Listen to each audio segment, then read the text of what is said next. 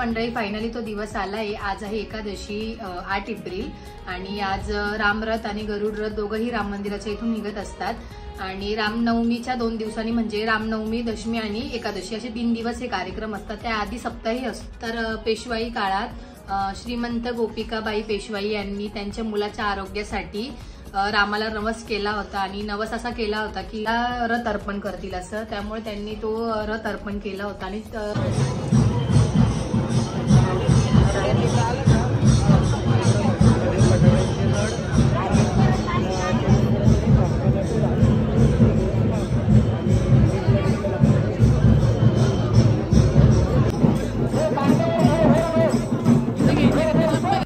तर हे ते 2 रथ आहे। उजव्या साईडला आहे तो गरुड रथ आहे आणि डाव्या साईडला आहे तो श्रीराम रथ आहे आणि ही परंपरा 247 वर्षापासून चालू आहे।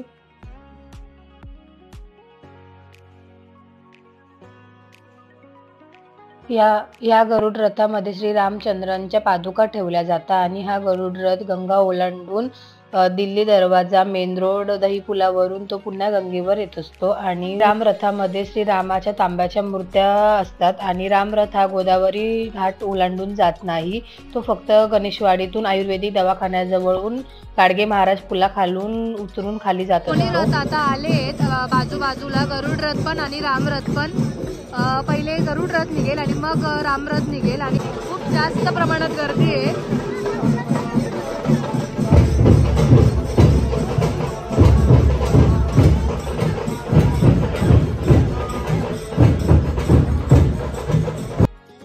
ही ती पालखी आहे। यात श्रीरामांच्या मूर्त्या मंदिरातून बाहेर रथापर्यंत आणल्या जातात।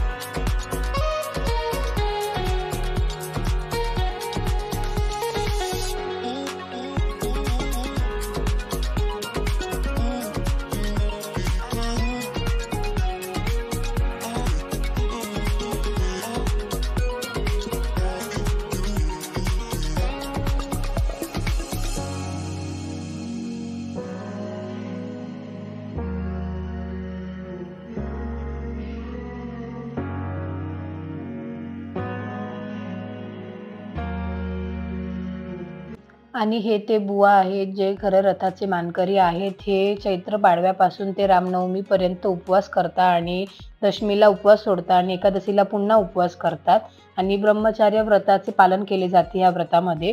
आणि त्याचबरोबर उपवासात खूप नियम असतात यांचे। नखे न कापणे, गादीवर न बसणे, चप्पल न घालणे इत्यादी बऱ्याच प्रकारचे नियम यात उपवासात पाळले जाते। रथ पुढे आलाय।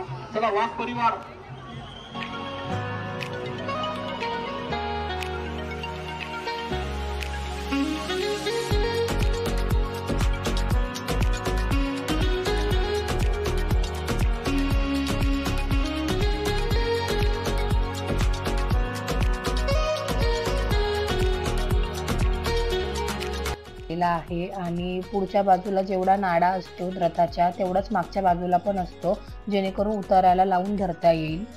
तर हा ध्वज आहे, हा रामाच्या इथे नेला जाईल आणि तिथे तो पूर्ण फिरवला जाईल। त्यानंतर हा सगळ्यात मोठा ध्वज आहे, याचा खूप मोठा मान आहे। हा ऍक्च्युली आधीच आणून ठेवतात बट ह्यावेळेस लेट झालं तर त्यामुळे तो आता नेला जाईल आणि तिथे पूर्णपणे फिरवतील।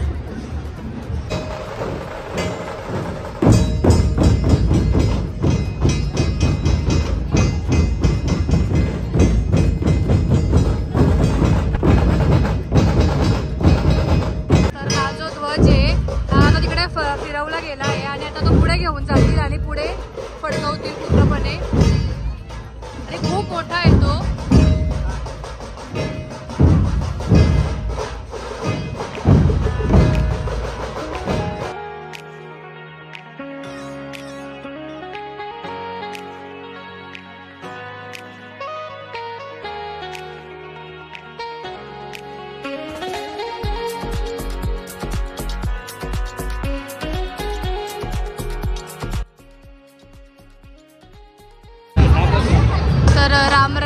रस्ता पुढे गेलाय आणि आता गरुड रथ येतोय मागून पुढे.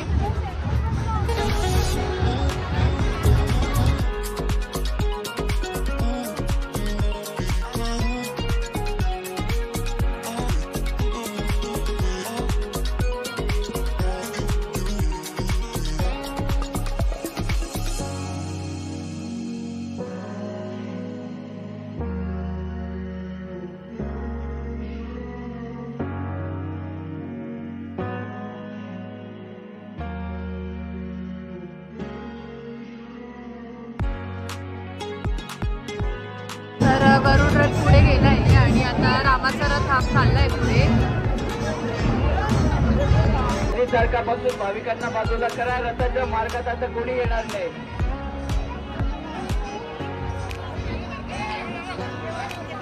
राम सीता जय सीता. राम सीता जय सीता.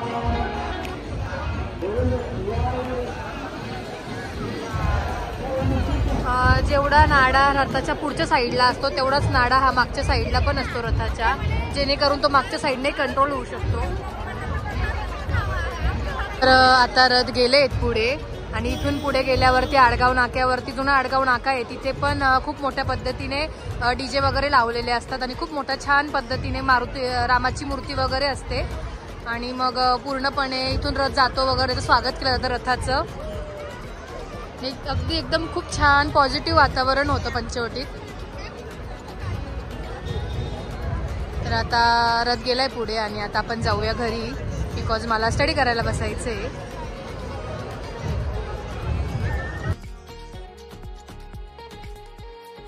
त्यानंतर मग रथ गंगेवर जातो, अभिषेक वगैरे होतो. पहाटे 4 ते 5च्या दरम्यान तो पुन्हा राम मंदिराच्या इथे येतो. नंतर मग पुन्हा जो राम रथ असतो तो तिकडे कपालेश्वरच्या इथे जे जागा आहे त्यांची ठेवण्याची, तिथे ठेवला जातो मालवीन चौकमध्ये.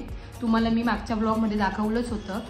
तर अशा पद्धतीने प्रथा आहे आणि ही प्रथा दरवर्षी चालत आली आहे. या आधीही चालत होती आणि यापुढेही ती चालणार आहे. खूप छान पद्धतीने छान रित्याने अरेंजमेंट करून ही चालवली जाते आणि जी पॉझिटिव्हिटी पंचवटीत असते ती एक वेगळीच आहे. तर आणि त्याचबरोबर तुम्हाला हा ब्लॉग कसा वाटला कमेंट करून नक्कीच सांगा. आणि कुणाकुणाला माहिती की नाशिकमध्ये ही परंपरा चालते त्यांनीही कमेंट करून सांगा. आणि हा ब्लॉग आपण इथेच एंड करूया. अशाच नवीन ब्लॉगमध्ये भेटूया. लाईक शेअर आणि सबस्क्राईब करायला विसरू नका. बाय.